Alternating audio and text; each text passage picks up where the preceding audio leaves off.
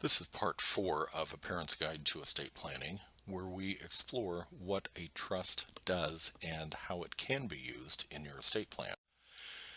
What does a trust do? Well, trust is a legal entity designed to hold property.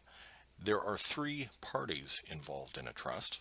The creator is the person who funds that trust, and in this case, typically it is funded through the terms of a person's death. The trustee is the person who manages the property for the benefit of the beneficiaries. And this diagram on the right side of the screen indicates the general relationship between the parties. The trustee manages the trust according to your instructions. It's important that we keep that in mind because a trust in and of itself doesn't do anything. It has to have instructions from you on how that property should be used.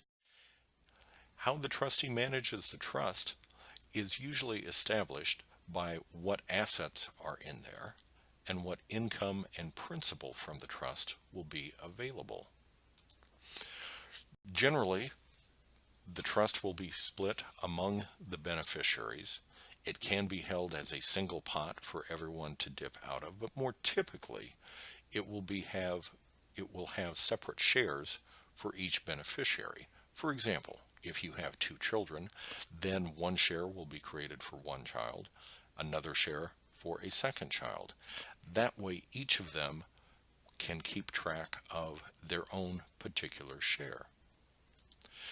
The trustee has discretion in terms of how they are going to use the income and principal for each beneficiary, but typically there will be what's called a health, education, maintenance, and support standard. And that is loosely defined, but the general definition is that a reasonable person can look at a distribution and identify if it falls into one of those 4 categories. There may also be special situations to address housing needs, vehicles, family bonding experiences, because keep in mind that at the time that both parents are gone, the children will need to move in with some other family. That family may not have enough of a house, may not have the furniture, may not have appropriate vehicles, and any type of transition that way to blend a family will take some effort. When does the trust terminate? Well, there was a time when we would look at when the child reached a certain attained age, be that 18, 22, or 25. Just once you hit that age, the property was yours. But more recently, we have looked at a delayed and staggered approach, where, for example, 1/3 is distributed at age 25, the second third at age 30, and the final third at age 35. Now, all the while, between these distributions, the income is being paid out to them.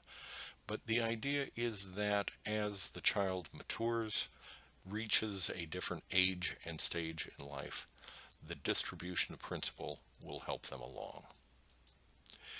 In the event that a child should pass away before they receive full distribution of their share, the trust is usually written so that anything remaining will pass to their heirs, and if they do not have any heirs, then it will circle back to your heirs. Generally speaking, we want to have the property stay within the family bloodline.